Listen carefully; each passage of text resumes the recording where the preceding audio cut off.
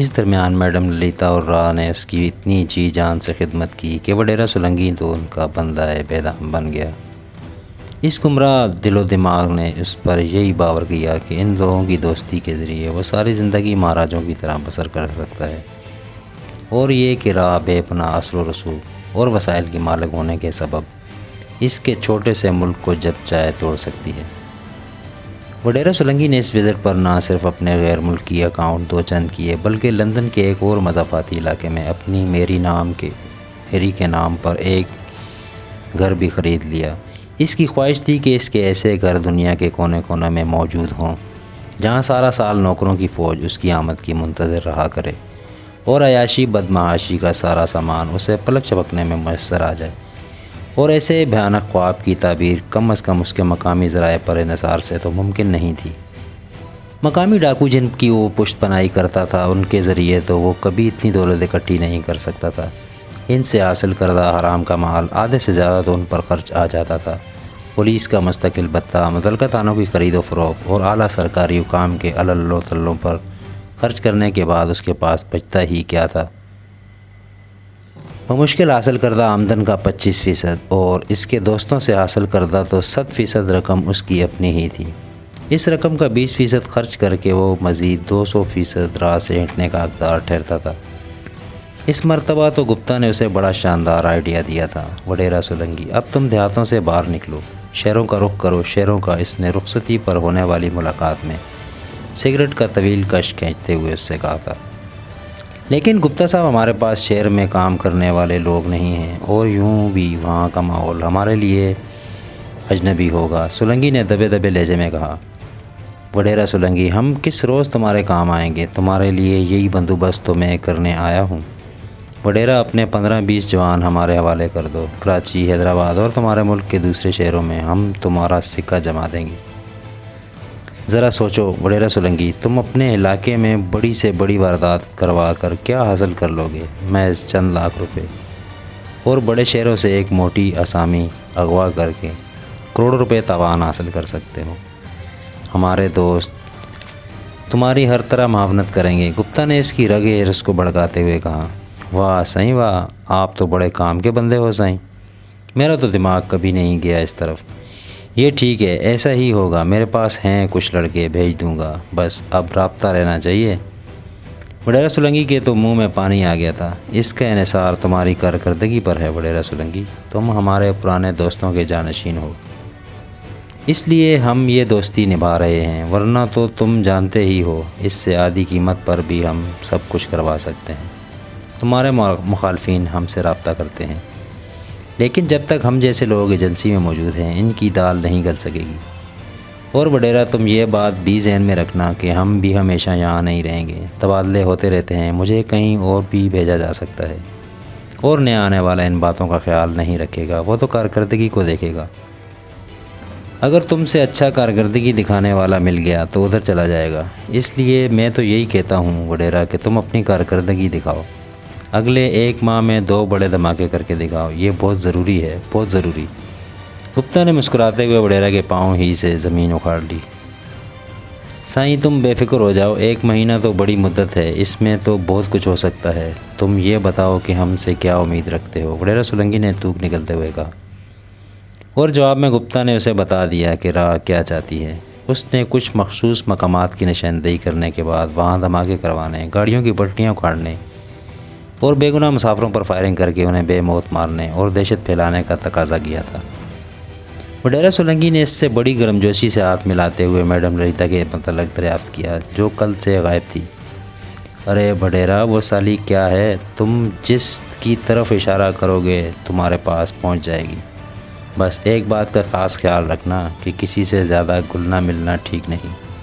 تمہارے لوگ بڑے چالاک ہیں، یہ جو تمہاری ISI ہے نا، بڑی خطرناک ہے، اسے نظر انداز کرنے کی کبھی غلطی نہ کرنا۔ یہاں بھی یہ لوگ تمہاری سرگرمیوں پر نظر رکھے ہوئے ہیں، محتاط رہو، ہماری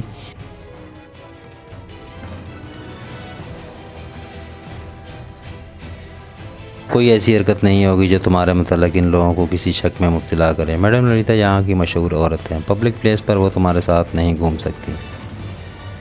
اس طرح تم اپنے لوگوں کی نظروں میں آ جاؤ گے اور ہم یہ نہیں چاہتے، تم بھی احتیاط کرنا، گپتا نے اسے وارننگ دیتے ہوئے کہا۔ اس لہجے میں اگر اس کے شہر کا ڈپٹی کمشنر بھی اس سے بات کرتا تو وڈیرا سولنگی کبھی برداشت نہ کرتا، لیکن حیرت انگیز طور پر اسے گپتا کی بات پر غصہ نہیں آیا، بلکہ وہ فرما بردار نوکروں کی طرح سر ہلاتا رہا۔ سولنگی نے ملک واپس پہنچ کر 3-4 بیانات بڑی سخت زبان میں یک کے بعد دیگر حکومت کے خلاف جاری کر دیے، جن میں حسب روایت اپنے پیشروؤں کے الزامات کی تکرار کی گئی تھی، جن کے مطابق حکومت ان کے ساتھ اقلیتوں جیسا سلوک کر رہی ہے، انہیں نوکریاں نہیں دی جاتی، ان کا صوبہ پولیس اسٹیٹ بن گیا ہے، سرکاری اہلکاروں کے ہاتھوں کسی کی عزت محفوظ نہیں رہی، ایک سازش کے تحت ان کی زمینوں پر دوسرے قوموں کو قابض ہو رہے ہیں، ان کے حقوق کو بری طرح کچلا جا رہا ہے، وغیرہ وغیرہ۔ اپنے کراچی والے محل میں چند روز ٹھاٹھ سے گزارنے اور لندن کی عیاشیوں کا اعادہ کرنے کے بعد وہ بالاخر اپنے کوٹ میں پہنچ گیا، جہاں اگلے ہی روز اس نے وڈا سائیں کو ملاقات کے لیے طلب کر لیا۔ وڈا سائیں اپنے صاحبزادے سائیں لوگ کو بھی اس ملاقات میں بطور خاص اپنے ہمراہ لے کر آیا تھا۔ سائیں لوگ کا حلیہ دیکھ کر ایک لمحے کے لیے تو وڈیرا سولنگی حیران ہی رہ گیا۔ اس نے انگوری رنگ کا چولا پہن رکھا تھا، آنکھوں میں سرخ ٹورے تیر رہے تھے، جبکہ دونوں ہاتھوں کی انگلیاں انگوٹھیوں سے بھری ہوئی تھیں۔ شکل ہی سے وہ کوئی چھٹا ہوا گنڈا دکھائی دے رہا تھا۔ یہ کیا ہے بابا؟ وڈیرا سائیں نے وڈا سائیں سے گرمجوشی سے مصافحہ اور پھر مانکا کرتے ہوئے مسکرا کر پوچھا۔ بس وڈیرا، تمہاری مہربانی اور اللہ سائیں کا کرم ہے، میں نے سائیں لوگ کو فقیری لائن میں ڈال دیا ہے۔ وڈیرا، ادھر شہر میں بہت لوگ ماننے لگے ہیں اسے، نزدیک دور کے دیہاتوں میں بھی اس کی کہانیاں پہنچ رہی ہیں۔ وڈیرا سائیں، اب سیاست میں آئے ہیں تو کچھ سیاست بھی کرنا پڑے گی نا، آپ تو جانتے ہی ہو۔ اس نے وڈیرا سولنگی کی طرف دیکھ کر آنکھ دبائی۔ دونوں نے ایک ساتھ کہکا بلند کیا۔ ٹھیک ہے سونا، ٹھیک ہے، بس کام ہونا چاہیے بابا، اس نے سائیں لوگ سے ہاتھ ملاتے ہوئے کہا۔ وڈیرا، کام تو ایسا کروں گا سائیں کہ آپ پچھلے سارے کام بھول جائیں گے، میں تو بس بابا سائیں سے کہہ دیا ہے تم ادھر گوٹ کو سنبھالو اور میں ادھر شہر والوں کو دیکھتا ہوں۔ وڈیرا، کام کرنے کا مزہ تو سائیں اب آئے گا، اب آئے گا، اس نے بھی دونوں کی تقلید میں کہکا لگایا۔ 6-7 ماہ میں وڈیرا سائیں نے اپنے صاحبزادے سائیں لوگ کا سٹینڈ بڑی کامیابی سے چلایا تھا، اور اس کے الٹے سیدھے اندازوں نے شہر میں پہلے ہی اس کی شہرت بنا رکھی تھی۔ جب سے اس نے چولا پہنا تھا، محرومی کے شکار امرائے شہر کی ٹولیاں اس کے پیچھے لگ گئی تھیں۔ سائیں لوگ کو مجرمانہ فطرت ورثے میں عطا ہوئی تھی، اس نے جیسے تیسے BA پاس کر کے اس کو سائنٹیفک انداز سے استعمال کیا اور دیکھتے ہی دیکھتے اپنی جگہ معاشرے میں بنا لی۔ اس نے کراچی سے اپنے کام کا آغاز کیا اور چند ماہ ہی میں یہاں کی ایک مہنگی آبادی کا بنگلہ خرید کر وہاں رنگ برنگے جھنڈے لہرا دیے۔ گوٹ سے وڈا سائیں نے اس کی خدمت کے لیے 8-10 ہاری مستقل اس کے ساتھ لگا دیے تھے۔ سائیں لوگ کی شہرت ایک اللہ والے کی حیثیت سے جنگل کی آگ کی طرح پھیلنے لگی۔ اس کے تعلیم یافتہ جرائم پیشہ ہم عصروں نے سائیں لوگ کی شہرت کو جان بوجھ کر ایک مخصوص حلقے میں پھیلایا تھا۔ اس کے لیے انہوں نے اس حلقے تک رسائی حاصل کی تھی اور مختلف حوالوں سے ان لوگوں کے کانوں تک سائیں لوگ کے اثر و رسوخ کی کہانیاں پہنچائی تھیں۔ یہ شہر کے شرفاء کا حلقہ تھا، جس میں بڑے بڑے بیوروکریٹ، بیگمات، شوبز کے لوگ، تاجر اور اعلیٰ حکام شامل تھے۔ یہ سب اپنی خواہشوں کے غلام، انسان نما درندے تھے۔ ان کی محرومیاں ختم ہونے میں نہیں آتی تھیں، انہوں نے جنم کی آگ سے اپنے پیٹ بھر لیے تھے۔ کوئی دم جاتا تھا جب ان کے پیٹ پھٹ جاتے، لیکن ان کی ہوس ٹھنڈی نہیں پڑتی تھی، وہ ہر لمحہ، ہر پل حلمن مزید کی صدائیں بلند کر رہے تھے۔ بڑے بڑے محلات میں رہنے والے مسلح پہرے داروں کی حفاظت میں زندگی بسر کرنے والے معاشرتی اور موسمی جبر سے بے نیاز اور اپنی فرعونیت میں مست یہ انسان نما بھیڑیے اندر سے بڑے بزدل تھے۔ ان سب کو مخصوص خوف لاحق تھے۔ کروڑ پتی تاجر جو دن رات بے بس، بے کس اور زبردستی زندگی کی دوڑ سے بندھے عوام کو دن رات لوٹ رہے تھے، لیکن انہیں ہر لمحے یہ خوف لاحق رہتا تھا کہ کہیں کوئی ایسا بندہ خدا ان کے شہر میں نہ آ جائے جو ان کی آرام کی کمائی پر قدغن لگا دے اور ان کی تجوریوں اور پیٹیوں سے حکومت اور عوام سے لوٹ کر جمع کرنے والا مال نہ نکلوا لے۔ آسمان شہرت کے افق پر جگمگاتے شوبز کے ستاروں کو ہر لمحے یہی دھڑکا لگا رہتا تھا کہ کہیں شہرت کی بلندیوں پر اڑتی ان کی پتنگ کی ڈور کٹ نہ جائے۔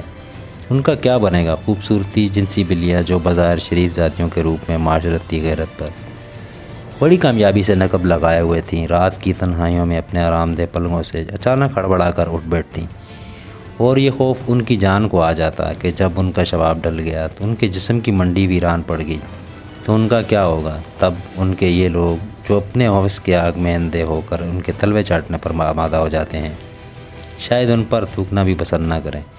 اربوں کی ناجائز آمدن سے محلات کی تعمیر کرنے والے سرکاری اہلکاروں اور اعلیٰ حکام کو یہ فکر دامن گیر رہتی تھی کہ جلد یا بدیر ان کے کالے کرتوت بے نقاب ہو جائیں گے اور انہیں اگلے پچھلے سارے حساب چکانے پڑیں گے۔ پھر کون ان کا والی وارث بنے گا؟ شہروں کو باپ کی جاگیر اور بے چارے عوام کو اپنی رعایا سمجھ کر دن رات دونوں ہاتھوں سے لوٹنے والے قانون کے محافظوں کی جان کو بھی ایک ہی خوف آیا رہتا تھا کہ اگر ان کے بڑوں نے کبھی ان کا تبادلہ یہاں سے وہاں یا پھر وہاں سے یہاں کر دیا تو ان کا کیا بنے گا؟ یہ سونے کی کانیں جن پر وہ سانپ بن کر بیٹھے ہیں کسی اور کے قبضے میں چلی جائیں گی اور ان کو عوام کے بپھرے ہوئے جلسے جلوسوں کو روکنے یا پھر منصب داروں کے بچوں اور بیگمات کی دن رات حفاظت پر مامور کر دیا جائے گا۔ یہ خوف زدہ لوگ تھے، اپنے سایہ سے سہم جانے والے، اپنے نفس اور خواہشات کے غلام۔ انہوں نے اس خوف سے وقتی نجات حاصل کرنے کے لیے اپنے اوپر تے در تے غلاف اوڑھ رکھے تھے۔ یہی خوف تھا جو ان مہذب لٹیروں کو ایک دوسرے کے دست و بازو بنے رہنے پر مجبور کرتا تھا۔ وہ ایک دوسرے کا بادل نخواستہ سہارا بنے ہوئے تھے۔ کرپٹ سیاستدان کرپٹ بیوروکریسی سے تعاون کرتے تھے کہ ان کے ذریعے اپنے ناجائز مطالبات پورے کرواتے رہیں اور کرپٹ بیوروکریٹ بے ضمیر سیاستکاروں کی سیاہ کاریوں پر پردہ ڈالے رکھتے تھے کہ ان کے اپنے کالے کرتوت سامنے نہ آ جائیں اور ان کے پیٹ کا جہنم بھی آسانی سے بھرتا رہے۔ ان کی روحوں کو آرام کاری کا کوڑ لگ گیا تھا۔ بظاہر چمکتے دمکتے چہروں کو اپنے جسموں پر سجانے والے ان بیماروں کو ہر وقت ایک ایسے معالج کی ضرورت دیتی تھی جو انہیں جھوٹی طفل تسلیاں دے رکھے، اور سائیں لوگ جیسے جرائم پیشہ وحشی ان کے بہترین معالج تھے۔ وہ اپنے ہر گاہک کی ضرورت پہچان کر اس کا سودا کرتے تھے، ان کی ایک ضرورت کو پورا کرتے، اپنے بہت سے الو ان کے ذریعے سیدھے کر لیا کرتے تھے۔